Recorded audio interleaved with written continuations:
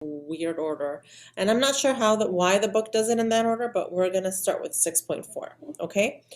Before that, let's just start with some basics about matrices. Right, so first of all, what is a matrix, right? You saw in the activity that you did. A matrix is just a way of organizing information, right? It's a rectangular array, and it could include either variables or constants. And it's arranged in neat rows and columns. And that's, now you know why math teachers love matrices, right? Because of the neat rows and columns, right? And we usually enclose them in brackets. Each value in a matrix is called an element or an entry. An element or an entry. So if you look here, this is matrix A. Yeah, Rachel? I don't know if it's just me, but like your screen is very blurry. I can't It see it. is. Is it blurry for everybody? Catch up later. Okay, so here we have matrix A, and look at how it's labeled, right? Whatever the name of the matrix is, we call it by a capital letter, right? So if this is matrix A, right, we give it this capital letter A, and that's what we say. We say matrix A or just A. Okay, so take a look at the rows and columns here. Each one of these are rows, right? So this is a row, another row, and another row, right? So you see here there are 3 rows. The rows are the horizontal ones, and the columns are the vertical ones, like you discussed, like you saw in that activity, right? Like the pillars, those are the columns. Every single one of these is an element. Okay. Now, the way in which we give each of their names is based on the location of each value. So take a look at this one. All right. This is in the spot at row number 2, column number 1. Since it's in row number 2, column number 1, I call it little a 2, 1. So I say little a 2, 1. Okay, the whole matrix is big A. Each entry is little a, and then where it sits, basically. This one here is in row 3, column 2. So I say little a, row 3, column 2. No need for commas or anything, right? We're not going to be dealing with double digits anyway, okay? All right. How many rows and columns a matrix has? That's its size, but we don't refer it to its size. We call it a dimension. And the dimension is how many rows and how many columns it has. And so this one has 3 rows, 4 columns, so the dimensions are 3 by 4. Always rows first, columns second. Otherwise, 4 by 3 will look different. Okay? All right, so take a look at this one. We have another matrix A. State the dimensions. Well, this has 2 rows and 3 columns, so it's a 2 by 3.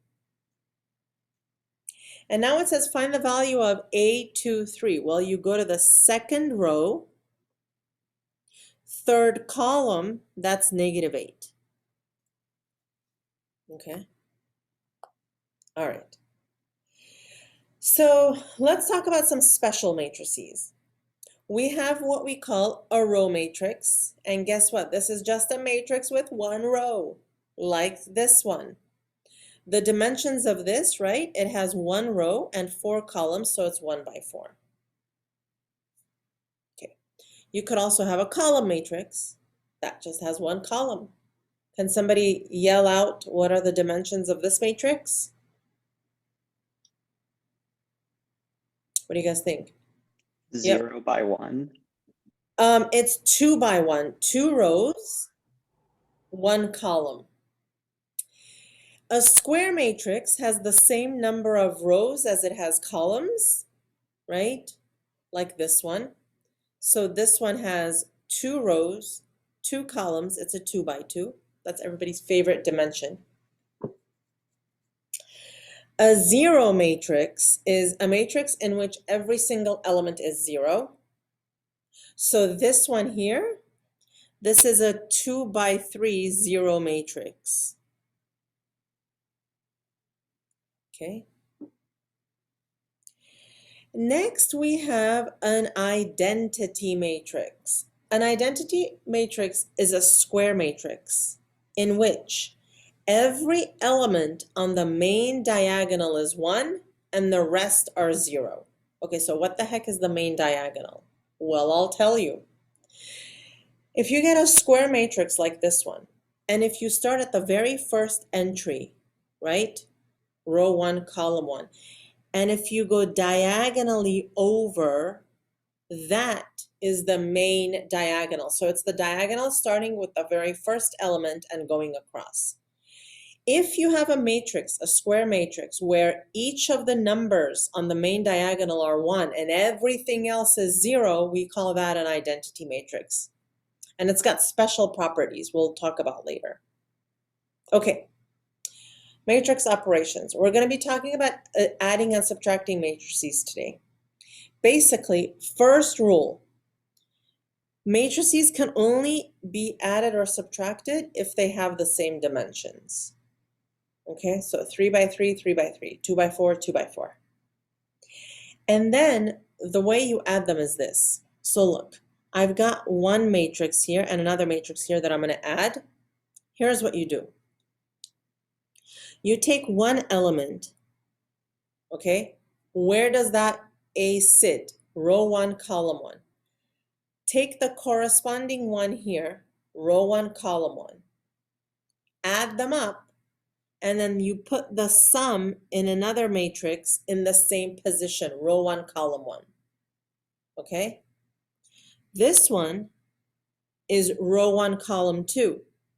You add it to its corresponding partner, row 1, column 2, and you put it in the same spot, row 1, column 2.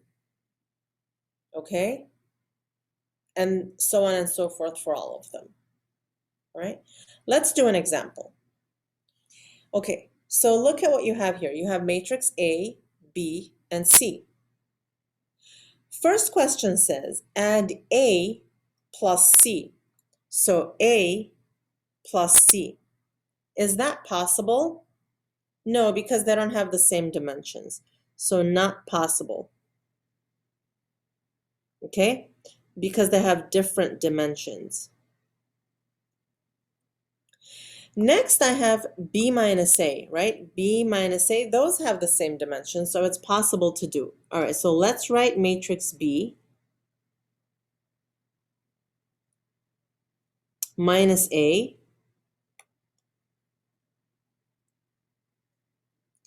Some students want to like skip that step of rewriting it over. Don't do that because then, there is just so much more room for error. Okay, look, I have a 2 by 2. I have a 2 by 2. The result is going to be another 2 by 2. Okay, so look at what I have here. First spot, 10 and 2, you subtract them. 10 minus 2 is 8. You put it in the same exact spot. Okay, now take the next one, row 1, column 2, with its corresponding one, row 1, column 2. Minus 2 minus 5 is minus 7. Put it in the same position. Here, negative 3 minus negative 1, right? So here we have negative 3 minus negative 1. That's negative 2. Put it there. And finally, 16 minus 3, 13. That sounds okay, right? Yeah. Okay, next we have what we call scalar multiplication. If you have a matrix, and then if you just have a lonely number outside, that lonely number outside is called a scalar. It's kind of, in the world of matrices, it's kind of a lower stature than a matrix, right? That's what it is. Like the matrix or like the nobility, and then you've got the scalars. Okay? All right. So what you do is when you multiply a matrix by a scalar, each element is multiplied by that scalar. So here if you have -3 times this, you just multiply each of the numbers by -3. So the product will be same dimensions, -3 times 1, -3, going across -3 times 5. Second row, -3 times 0 is 0, -3 times -2 is 6, +18, -12.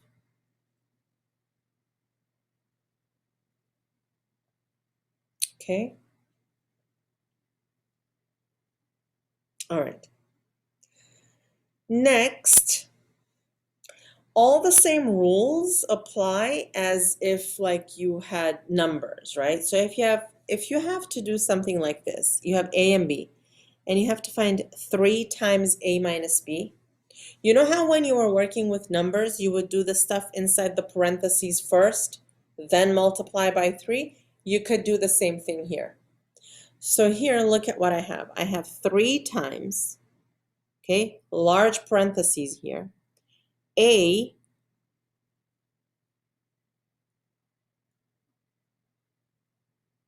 minus B.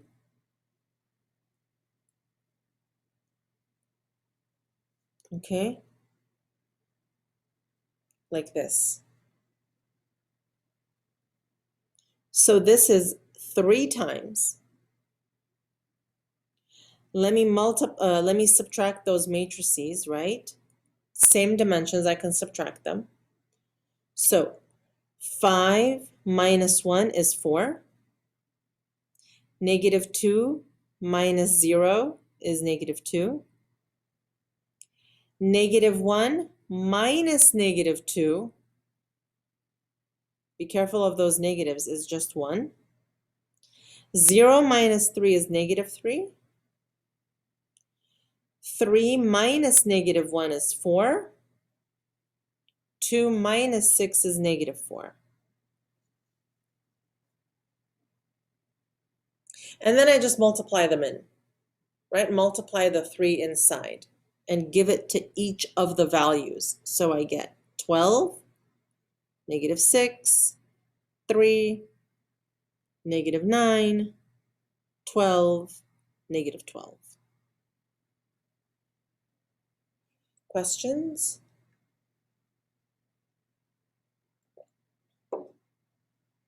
Okay. And then, the rest of them are pretty much the same. So look, I have to do 2 times A plus B. Okay? So here it's 2 times A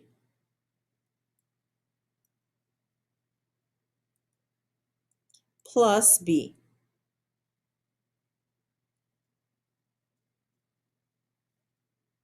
Okay. So first let's find what 2 times A is. That's 2 minus 8, 10, 16, 0, 10, plus the other one.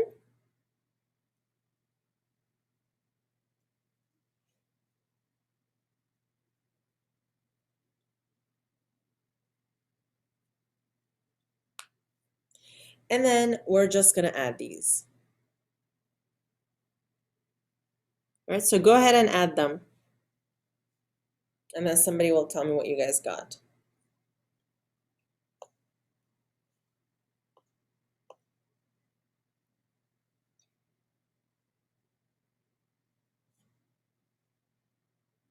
All right, so what do you think?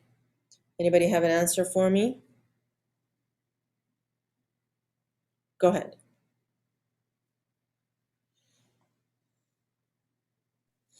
Me? Yep. Oh, okay. I got 4, -8, 7, 15, and 4 and 11. Absolutely. Okay. Awesome. Okay, so the next one, I have 3 times B. Look, B is a column matrix, which is fine. minus 4 times A.